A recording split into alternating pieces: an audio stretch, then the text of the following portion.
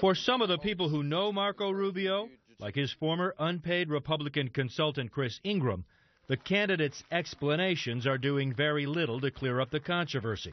And to me, having known him and seen him in action and seen the pattern of behavior of his, the sense of entitlement, the explaining things away without taking any kind of actual accountability or responsibility for what he's done, blaming others, and there's always an excuse. Marco Rubio.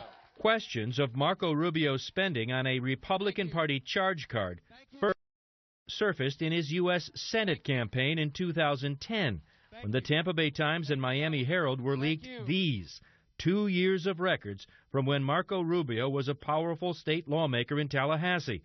The records show lots of personal spending that include movie tickets, charges to a wine store, a family vacation, even $1,000 for damage to his minivan, and thousands more for a rental car to replace it.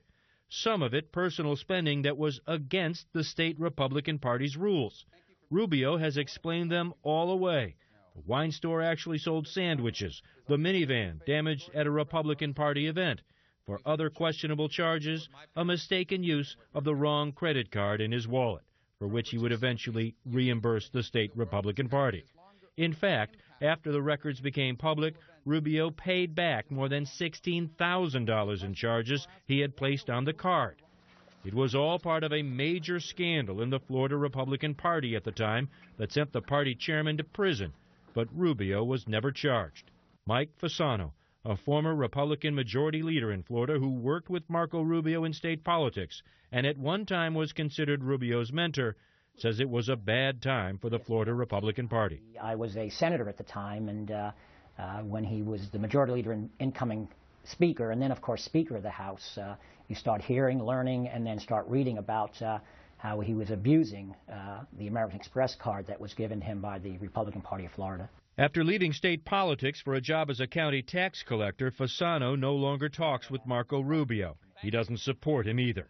He's given some money to the Jeb Bush campaign, but says his questions about Marco Rubio are not based on a current political campaign.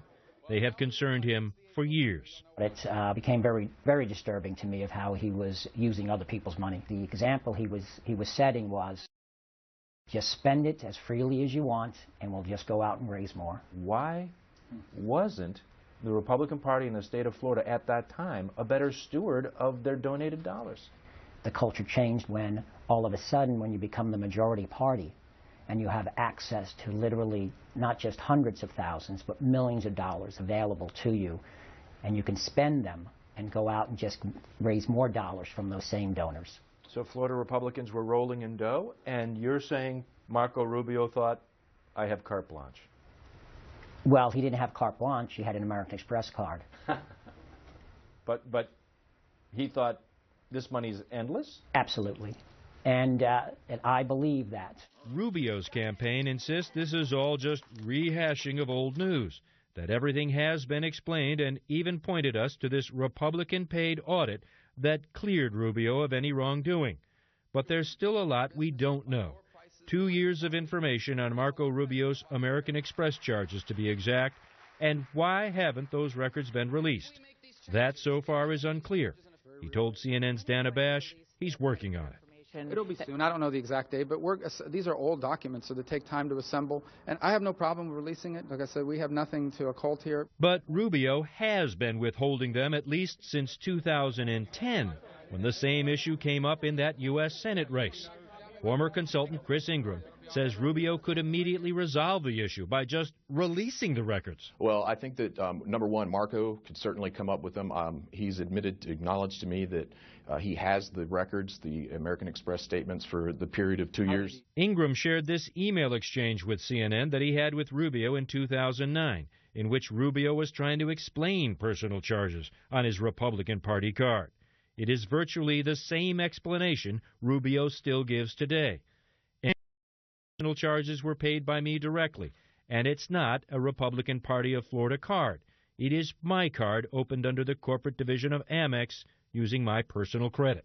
Ingram says if he were advising Rubio today, he would tell him the same thing he says he told him back then.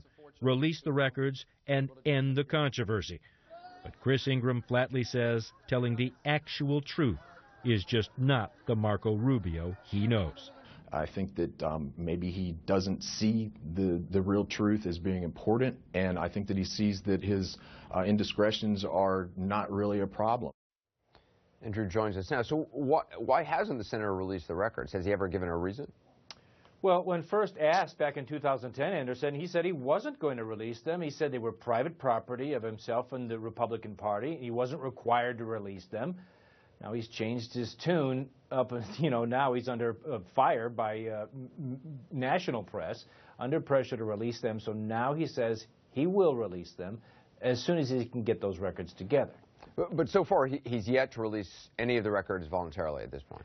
Correct. Those 2 years of records that we cited, they came from a leak, and so far no other records have surfaced publicly. All right, Drew Griffin. Drew, thanks very much. We'll be right back.